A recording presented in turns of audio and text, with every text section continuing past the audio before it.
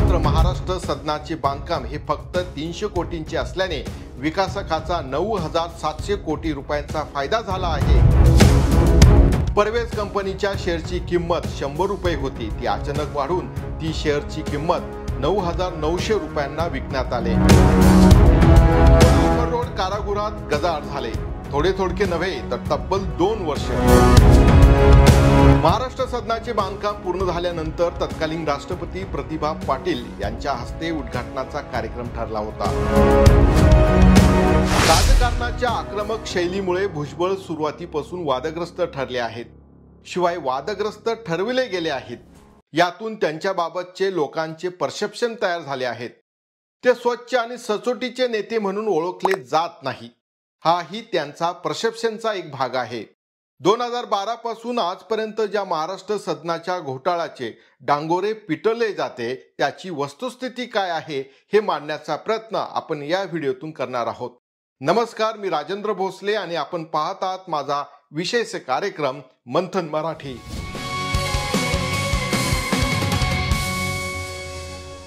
Bhujbal author road कारागृहात गजाआड झाले, थोडके नव्हे तर तब्बल 2 वर्ष।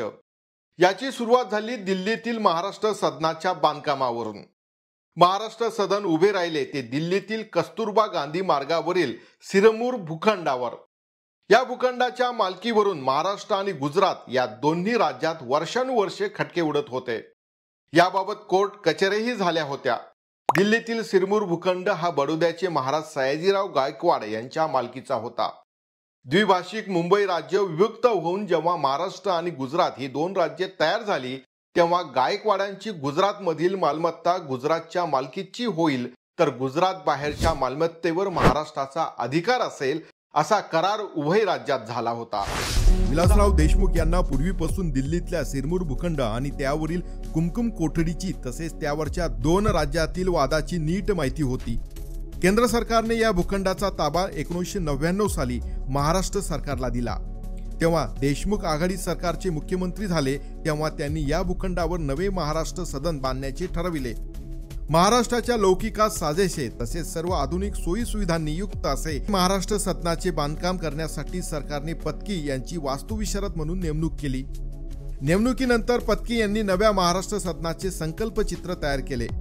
पुढे राज्य सरकारने प्रकल्पाच्या पहिल्या टप्प्यातील बांधकामासाठी 27 मार्च 2001 रोजी शासनाने 25,75,00,000 रुपयांच्या अंदाजपत्रकास प्रशासकीय मान्यता दिली। साहजिकच नव्या दिल्लीतील सिरमूर भूखंडावर महाराष्ट्राचा अधिकार होता। महाराष्ट्र सदनाच्या बांधकामाची तयारी सुरू झाली, पण 5व्या वेतन आयोगामुळे राज्याची आर्थिक स्थिती डबघाईला आली होती। निधीची चणचण असल्यामुळे महाराष्ट्र सदनाच्या बांधकामासाठी 2003 आणि 4च्या अर्थसंकल्पात केवळ 23 लाखांची तरतूद करण्यात आली होती। आर्थिक मर्यादा येत असल्यामुळे हुडको करून निधी घेण्याचा प्रयत्न झाला, पण त्यातूनही निधी मिळू शकला नाही। तेव्हा हे काम बांधा आणि हस्तांतरित करा या BOT तत्वावर निविदा मागून करण्याचा निर्णय मुख्यमंत्री सुशील कुमार शिंदे यांच्या अध्यक्षपदाखालील मंत्रिमंडळ पायाभूत सुविधा समितीने बैठकीत घेतला होता। स्पर्धात्मक निविदेनुसार 13 ऑगस्ट 2004 ला मुंबईच्या नोबल कन्स्ट्रक्शन कंपनीला हे काम दिले। नोबल आणि महाराष्ट्र शासन यांच्यात महाराष्ट्र सदन प्रकल्पाबाबत करार झाला। त्यानुसार नोबलने सिरमूरच्या 40% भूखंडावर महाराष्ट्र सदनाची इमारत बांधायची आणि उरलेल्या 60% भूखंडावर 20,000 चौरस मीटरचे बांधकाम करून विकायचे अशी तरतूद होती। त्यात नोबल ही कंपनी बहुमजली आलिशान हॉटेल बांधणार होती, पण प्रस्तावित हॉटेलच्या उंचीला आक्षेप घेऊन नोबलच्या आराखड्याला नवी दिल्ली महापालिकेने 25 नोव्हेंबर 2004 रोजी परवानगी नाकारली।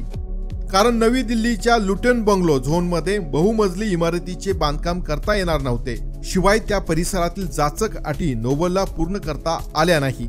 त्यामुळे महाराष्ट्र सदनाचा प्रकल्प आणखी रखडला। त्यामुळे नोबल बरोबर केलेला करार राज्य सरकारने रद्द केला। इकडे महाराष्ट्रात मुंबई अंधेरीच्या प्रादेशिक परिवहन विभागाच्या भूखंडावर अण्णानगर आणि कासमनगर या 2 झोपडपट्ट्या होत्या। या सारे कायद्यातील तरतुदीनुसार विकासक नेमण्याचा अधिकार केवळ झोपडपट्टी वासियांनाच होता। त्यानुसार अण्णानगर आणि कासमनगरच्या रहिवाशांनी विकासक नेमला होता। परिवहन खात्याने आपल्या भूखंडावर SRE योजना राबवण्यासाठी 26 मे 2003 रोजी मे चमनकर एंटरप्राइजेस या विकासकाला ना हरकत प्रमाणपत्र देऊन नेमणूक केली होती. इरादापत्रानुसार 2 झोपडपट्ट्यांचे पुनर्वसन तसेच आरटीओ कार्यालयाचे तळ अधिक 1 मजल्याचे बांधकाम विकासकाने करायचे होते. त्या बदल्यात प्राधिकरणाने 19,000 चौरस मीटरचे चटई क्षेत्र चमनकर कंपनीला दिले होते. इरादापत्रानंतर चमनकर कंपनीने कामाच्या हालचालीला सुरुवात केली.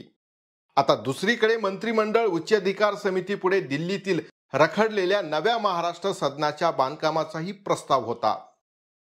शासकीय खर्चाने महाराष्ट्र सदन बांधणे शक्य नव्हते.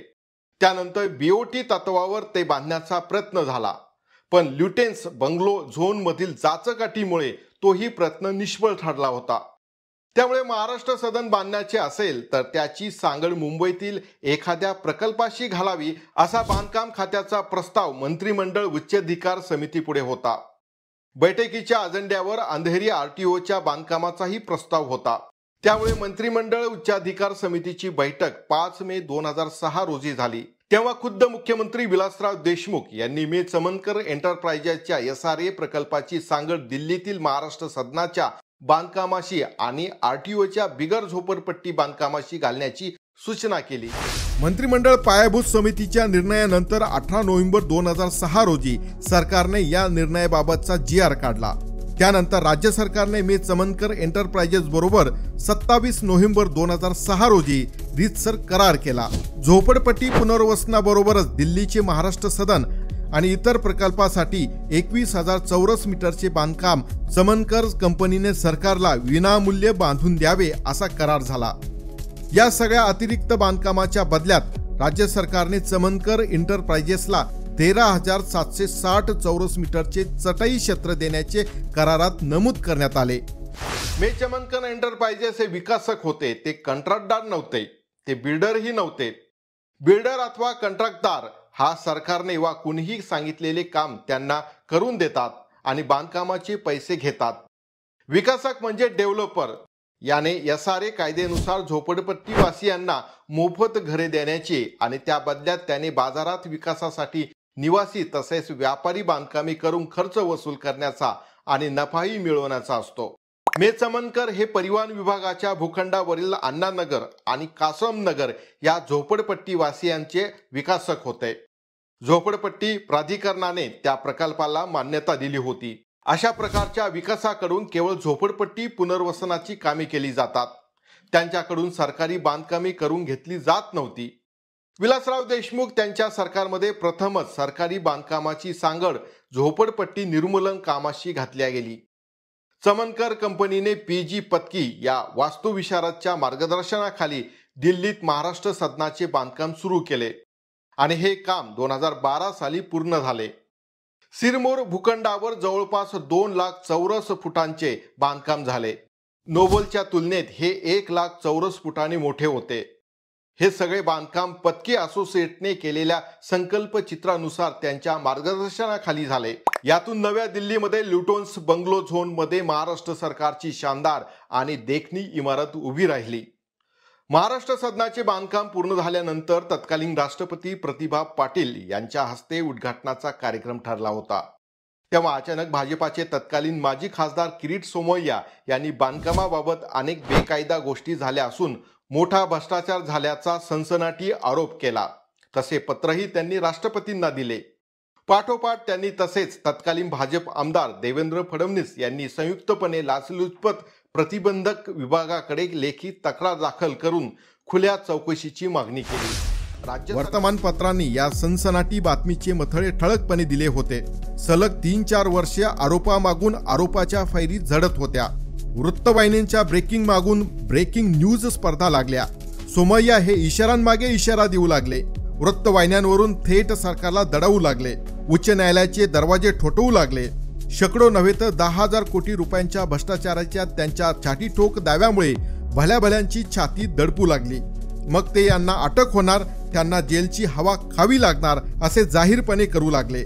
त्यांच्या या रोजच्या हल्ल्यागुल्ल्याने प्रसार माध्यमांना चांगले चमचमीत खाद्य मिळाले होते.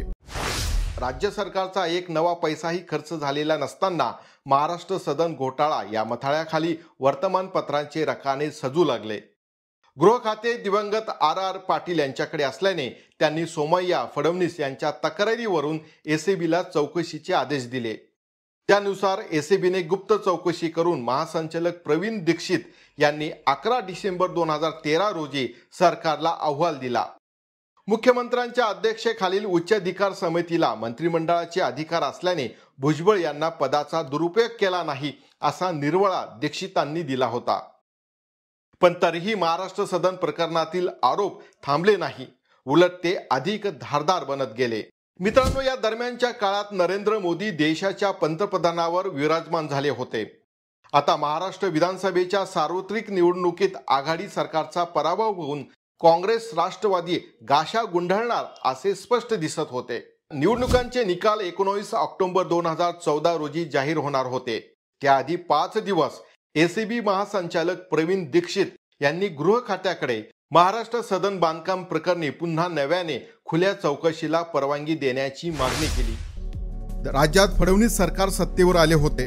दरम्यान कोलकाता हायकोर्टाचे मुख्य न्यायमूर्ती मोहित शाह यांची मुंबई हायकोर्टाचे मुख्य न्यायमूर्ती म्हणून बदली झाली होती. या प्रश्नावर आम आदमी पक्षाच्या नेत्या अंजली दमनिया तसेच एरॉनचे हाय प्रोफाईल आणि वादग्रस्त माजी अधिकारी संजीव खांडेकर यांनी हायकोर्टात जनहित याचिका दाखल केली.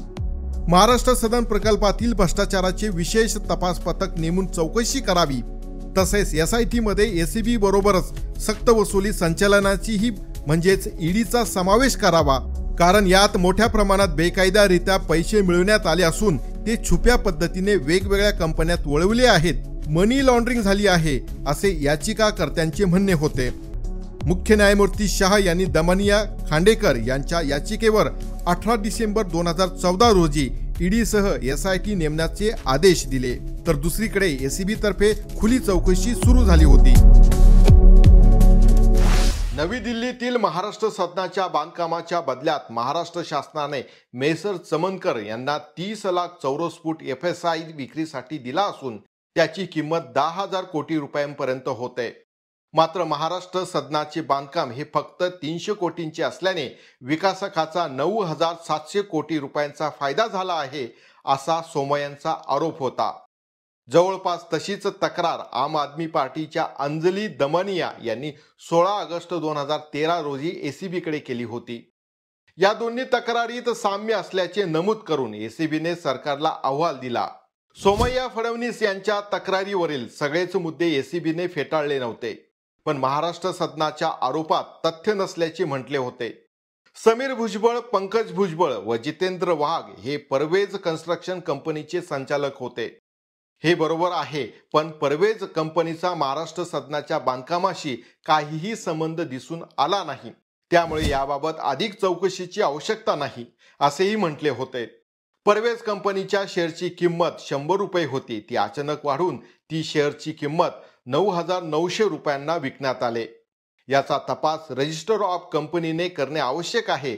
याकरिता गुप्त चौकशीला मर्यादा येत असल्याने खुल्या चौकशीची आवश्यकता असल्याचे म्हटले होते. या प्रकरणामधला हा जो आरोप होता तो अतिशय गंभीर स्वरूपाचा होता, यात वादच नाही.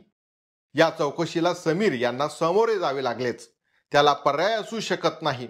शिवाय या चौकशीचा आक्षेप घेण्याचे कारणही नाही आणि इथेच त्यांना आपले निर्दोषत्व सिद्ध करावे लागेल. मित्रांनो, महाराष्ट्र सदन घोटाळा हा कसा झाला या मालिकेतील पहिल्या भागामध्ये आपण सुरुवातीची पार्श्वभूमी जाणून घेतली. पुढील भागामध्ये या घोटाळ्यासंबंधीतील सविस्तर माहिती आपण जाणून घेणार आहोत. मित्रांनो, अजूनपर्यंत तुम्ही आमचं चॅनल सबस्क्राईब केले नसेल तर जरूर सबस्क्राईब करा. मित्रांनो, या व्हिडिओमध्ये एवढेच. पुन्हा भेटूया एक नवा विषय घेऊन. धन्यवाद.